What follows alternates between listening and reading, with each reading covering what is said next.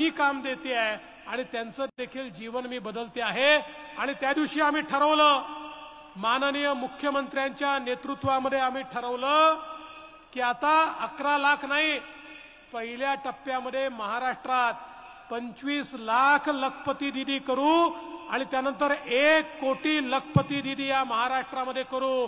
आमच्या ज्या सगळ्या लाडक्या बहिणी बसल्या आहेत यांना सरकारच्या योजनेतनं अशा प्रकारचं काम आम्ही देण्याचा प्रयत्न करणार आहोत की वर्षाला 1 लाखापेक्षा जास्त पैसा हा त्यांना कमावता आला पाहिजे। हे मोदीजींनी आपल्याला या ठिकाणी करून दिलं आणि आपल्या मुख्यमंत्र्यांनी आपल्या महाराष्ट्रामध्ये मोदीजींच्या पावलावर पाऊल टाकत त्यांचाच कित्ता गिरवत आपल्याकडे महिला सक्षमीकरणाच्या योजना आणल्या। आज खरं म्हणजे मुख्यमंत्री साहेबांच्या डोळ्याचं ऑपरेशन झालं असल्यामुळे ते येऊ शकले नाहीत। मला ते फोनवर म्हणाले, देवेंद्रजी सगळ्या लाडक्या बहिणींना सांगा, आज जरी तुमचा भाऊ तुम्हाला भेटायला आला नसला तरी तुमचा मुख्यमंत्री भाऊ हा लवकरच तुमच्या भेटीकरता पुन्हा सोलापूरला येईल आणि तुमचं सगळ्यांचं दर्शन घेईल।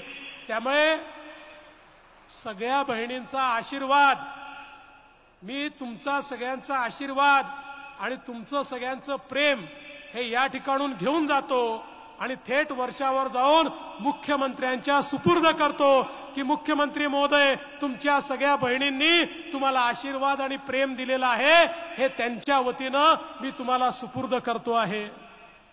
आज आपण ज्या योजना सुरू केल्या, आपल्याला माहिती आहे लेक लाडकी सारखी योजना, घरामध्ये मुलगी जन्माला आली तर मुलीच्या जन्माचं स्वागत झालं पाहिजे। ज्या घरी मुलगी जन्माला आली ते घर लखपती झालं पाहिजे। लेक लाडकी योजना आणली, मुलगी जन्माला आली की 5,000 रुपये, पहिल्या वर्गात गेली 5,000 रुपये, चौथ्या वर्गात गेली 7,000 रुपये, 7व्या वर्गात गेली 7,000 रुपये, 11व्या वर्गात गेली 8,000 रुपये, 18व्या वर्षाची झाली की 75,000 रुपये, म्हणजे 1 लाख रुपये मुलीला त्या ठिकाणी देण्याचा निर्णय हा आपल्या सरकारने केला।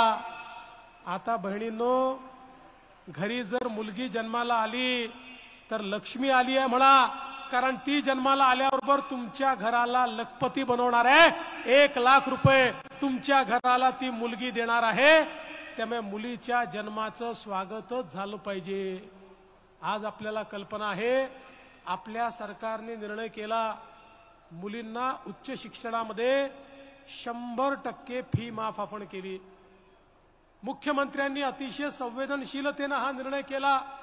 आम्ही सगळ्यांनी हा विचार केला की आपल्या घरी काय होतं, परिस्थिती जेव्हा चांगली नसते तेव्हा घरी जर मुलगी आणि मुलगा असला तर आई बाप सगळा पैसा मुलाला शिकवण्यावर लावतात आणि मुलीला म्हणतात, बाई तू घरी बस, तुझं लग्नच करायचं आहे, तू नाही शिकली तरी चालते, आम्हाला मुलाला शिकवायचं आहे।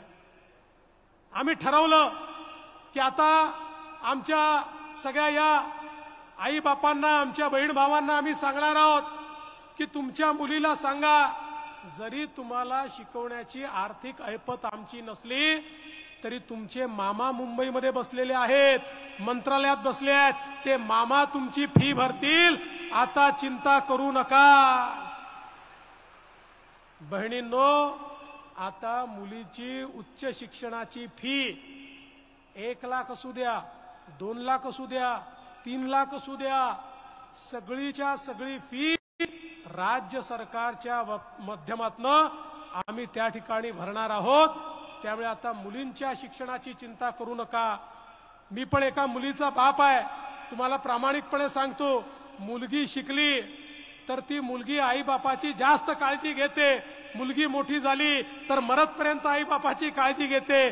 त्यामुळे आपल्या मुलीला शिकवा, तुमच्या म्हातारपणचा आधार जर कोणी असेल तर तुमची मुलगी असणार आहे, हे तुम्हाला या निमित्ताने मी सांगतो।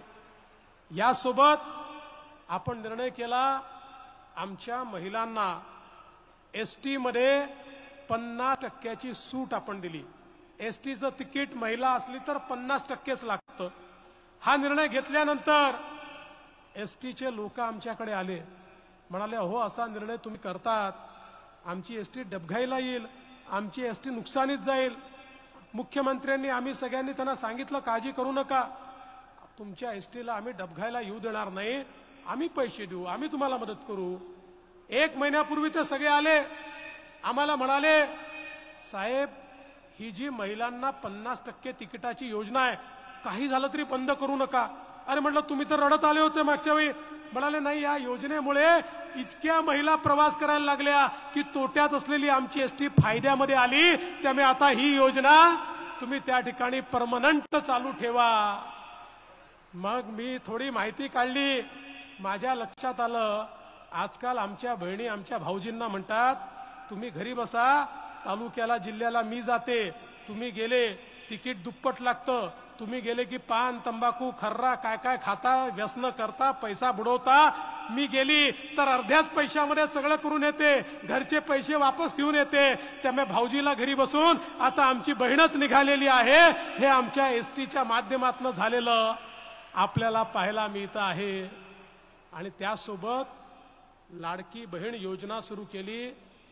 आमच्या बहिणींना त्या ठिकाणी रक्षाबंधनाची ओवाळणी, त्या ठिकाणी भाऊबीजेची ओवाळणी ही केवळ सणापुरती नाही, तर आमच्या बहिणींना ती 12ही महिने मिळाली पाहिजे, प्रत्येक महिन्यात मिळाली पाहिजे. म्हणून मुख्यमंत्री लाडकी बहीण योजनेच्या माध्यमातून आपण तुमच्या खात्यामध्ये पैसा जमा करणं हे सुरू केलं. मला आजही आठवतो दिवस, आमच्या सभागृहामध्ये विरोधक म्हणाले ही योजना